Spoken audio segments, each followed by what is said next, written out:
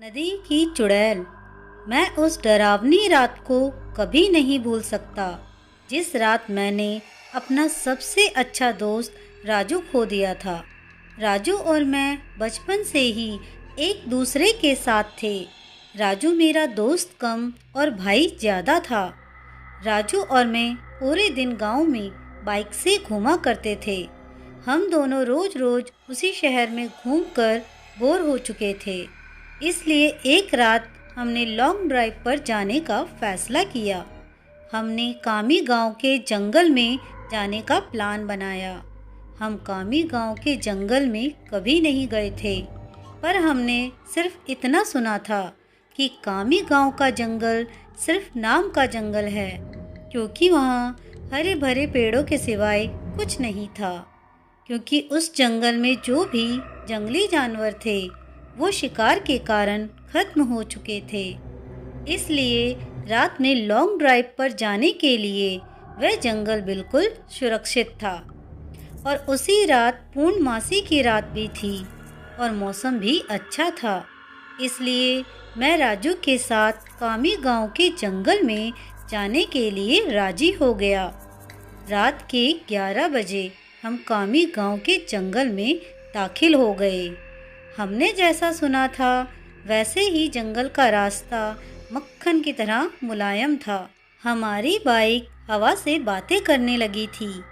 वाकई बहुत मज़ा आ रहा था, पर मुझे इस बात से हैरानी हो रही थी कि हम जंगल के इतने अंदर दाखिल हो चुके थे, पर तब भी हमें रास्ते में एक भी गाड़ी दिखाई नहीं दे रही थी। जंगल का पूरा रास्ता सुनसान पड़ा हुआ था। तभी रास्ते में हमें एक पुल दिखाई दिया। राजू ने उस पुल के बीचों बीच बाइक रोक दी। वह अंग्रेजों के द्वारा नदी में बनाया गया 100-200 साल पुराना ब्रिज था। पुल के बगल में एक बड़ा सा बोर्ड लगा हुआ था और उस पर लिखा हुआ था सेंट जॉर्ज ब्रिज। हम दोनों उस पुल पर खड़े हो गए। पुल के नीचे से नदी बह रही थी और कोमल हवाएं चल रही थी। नदी के बहते हुए पानी में चांद दिखाई दे रहा था। इतने में दूर जंगल से भेड़िए के रोने की आवाज़ आई और पुल के ऊपर से बहने वाली हवाएं अचानक रुक गई।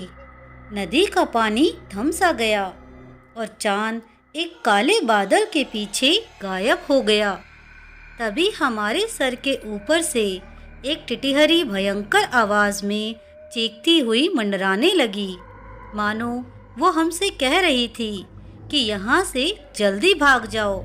मैंने राजू से कहा, राजू यहाँ कुछ अच्छा नहीं लग रहा है। टिटिहरी का चीखना मतलब हमारे चारों तरफ खतरा मंडरा रहा है। हमें जल्दी से निकल जाना चाहिए।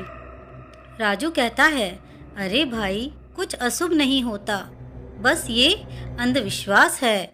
यहाँ खड़े रहो और चुपचाप नज़ारा देखो। तभी मैंने राजू से कुछ दूर पुल के पास एक औरत को खड़े देखा। दूर से तो वो दिखने में सुंदर लग रही थी, पर वह पुल के नीचे नदी में झांक रही थी। मैं उसकी तरफ देख ही रहा था कि इतने में वो औरत पुल के ऊपर चढ़ गई। मैंने राजू से कहा, अपने पीछे देख, वो औरत क्या कर रही है। राजू ने पीछे मुड़कर देखा तो औरत अभी भी पुल के रेलिंग के ऊपर चढ़कर नदी में देख रही थी। राजू भाई, वो खुदकुशी करने की कोशिश कर रही है। राजू ने मुझसे कहा, खुदकुशी? ये शब्द सुनकर मेरे हाथ पैर कांपने लगे, क्योंकि जब मैं एक बच्चा था तब मेरे दादाजी ने खुद को फांसी लगा के खुदकुशी कर ली थी, और वो मैं ही था जिसने उन्हें पहली बार फांसी पर लटके हुए देखा था। इधर राजू उस औरत को रोकने के लिए उसकी तरफ भागा, लेकिन मैं वहीं खड़ा रहा, क्योंकि फांसी पर लटकते हुए मेरे दादाजी मेरे सामने आ रहे थे। राजू तेजी से चिल्लाया, अरे चाची, क्या कर रही हो? उतरो वहाँ से, गिर जाओगी। राजू की आवाज़ सुनकर मैं होश में आया। राजू उस औरत के बहुत ही करीब जा पहुंचा था और तभी वो औरत नदी में कूद गई। तब तक मैं दौड़ते हुए राजू के पास पहुंचा। वो औरत हमारे सामने नदी में डूब रही थी और चीख रही थी, बचाओ बचाओ। पर हम उसे सिर्फ डूबते हुए देख रहे थे क्योंकि हम दोनों बहुत ज़्यादा डर गए थे। वो औरत मदद के लिए बुला रही थी। फिर तभी राजू ने अपनी टी शर्ट उतारी और पुल के रेलिंग पर चढ़ गया। मैंने उसका हाथ पकड़कर उसे रोकने की बहुत कोशिश की, लेकिन वह नहीं माना और उस औरत को बचाने के लिए नदी में कूद गया। राजू ने अपने आसपास देखा तो उसे वह औरत कहीं भी दिखाई नहीं दे रही थी। उसने सोचा कि वह डूब चुकी होगी। फिर उसने गहरी सांसें ली और पानी के अंदर डुबकी लगाई। कुछ देर बाद वह पानी के ऊपर आया, लेकिन वह औरत कहीं नहीं दिखाई दे रही थी। मैंने आंखें बंद करके भगवान से प्रार्थना की, लेकिन जब मैंने आंखें खोली तो मेरे बगल में ही पुल की रेलिंग पर वही औरत बैठी थी जो कुछ देर पहले नदी में कूद गई थी। वह किसी जंगली जानवर की तरह पुल की रेलिंग पर बैठी हुई थी और नदी में राजू की तरफ देख रही थी। मैं मन ही मन सोच रहा था कि तभी मुझे लगा कि ये औरत नहीं बल्कि एक चुड़ैल है और मैं डर के मारे कांपने लगा और ज़ोर से चिल्लाया, राजू। तभी उस चुड़ैल ने मेरी तरफ देखा और जैसे ही उसने मेरी तरफ देखा मैं सिर से पैर तक कांपने लगा। उसका चेहरा काला और आंखें पीली थी।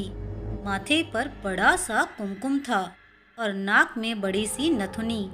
उसके नुकीले दांत उसके मुंह से बाहर निकले हुए थे और उसके नाखून जंगली जानवर की तरह लंबे और नुकीले थे। चुड़ैल, क्या हुआ? मुझे ढूंढ रहे हो? हंसते हुए बोली। राजू पानी की सतह से हमें देख रहा था। उसे भी पता चल चुका था कि ये कोई औरत नहीं बल्कि एक चुड़ैल है। राजू हमें चौड़ी आंखों से देख रहा था। मैंने सोचा अब ये चुड़ैल मुझे इसी पुल पर चीड़ फाड़ कर मार डालेगी और फिर मेरा कच्चा मांस को चबा चबा कर खा जाएगी, क्योंकि मैं अकेले ही उसके पकड़ में आ गया था और डर के मारे मैंने अपने पैंट में पेशाब कर दिया। चुड़ैल, डरो मत, मैं तुम्हें नहीं, उसे अपने साथ नदी में ले जा रही हूँ। जब मैंने ये सुना तो मेरा दिल डर से दहल उठा। मैंने राजू से चिल्लाते हुए कहा, राजू, जल्दी से पानी से बाहर निकलो, नहीं तो ये चुड़ैल तुम्हें पानी में ले जाएगी। राजू पूरी तरह से डर गया था। उसके हाथ पैर सुन्न हो गए थे। उसे एहसास हो गया था कि वह नदी में से बाहर नहीं निकल पाएगा, क्योंकि वह नदी के बीचों बीच था। चुड़ैल मेरी तरफ देखकर मुस्कुराई और फिर नदी में छलांग लगा दी। राजू आखिरी बार चिल्लाया और चुड़ैल उसे पानी में अपने साथ ले गई। कुछ देर तक पानी में से बुलबुले निकलते रहे, पर कुछ देर बाद वो भी बंद हो गए। मैं आंखें फाड़ फाड़ कर नदी में देख रहा था और राजू को पुकार रहा था, और इतने में नदी के पानी में खून दिखाई दिया। मेरी आंखों में आंसू आ गए और मैं समझ गया कि उस चुड़ैल ने राजू को मार दिया है। मैं वो सदमा बर्दाश्त ना कर सका। मेरी आंखों के सामने अचानक अंधेरा छा गया और मैं उसी जगह पर बेहोश हो गया। जब मुझे होश आया तब सुबह हो चुकी थी। मैं 4-5 लोगों से घिरा हुआ था। पुल पर काफ़ी सारे लोगों की भीड़ जमा हुई थी। लोग पुल के नीचे झांक रहे थे।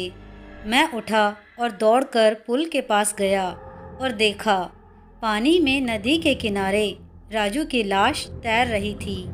उस चुड़ैल ने बड़े ही बेदर्दी से राजू के सीने से दिल निकाल लिया था। मेरा सबसे अच्छा दोस्त मुझे छोड़कर चला गया था।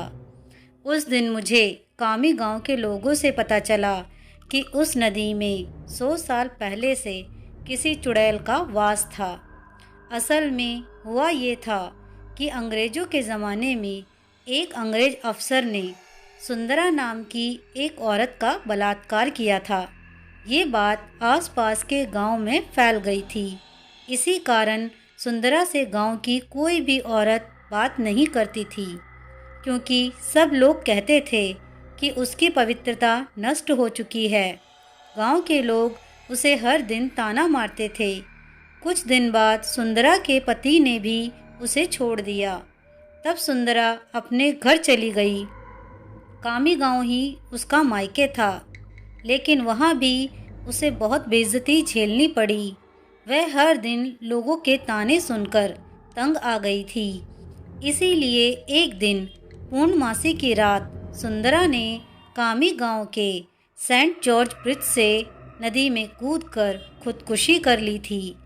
मरने के बाद वह चुड़ैल बन गई और पूर्णमासी की रात सुंदरा उस ब्रिज पर आती थी और लोगों को इसी तरह कपट से अपना शिकार बनाती थी। कामी गांव के कुछ बुजुर्ग लोग ये भी कहते हैं कि 100 पुरुषों या लड़कों का दिल खाने के बाद वह चुड़ैल फिर से एक सुंदर औरत बनने वाली थी। इसलिए वह सिर्फ पुरुषों और लड़कों को अपना शिकार बनाती थी और उनका दिल कच्चा चबा जाती थी। राजू के मरने के बाद कामी गांव के सेंट जॉर्ज ब्रिज पर कभी भी वह चुड़ैल दिखाई नहीं दी। इसलिए कामी गांव के लोग कहते हैं कि मेरा दोस्त राजू उस चुड़ैल का आखिरी शिकार था और उसके बाद वह फिर से जिंदा और सुंदर स्त्री बन गई और अभी वह किसी आदमी के साथ सामान्य जीवन जी रही होगी। दोस्तों, आपको ये कहानी कैसी लगी मुझे कमेंट करके ज़रूर बताएं। कहानी अच्छी लगी हो तो प्लीज़ इसे लाइक, शेयर और मेरे चैनल को सब्सक्राइब करना ना भूलें। कहानी सुनने के लिए आप सभी का बहुत बहुत धन्यवाद।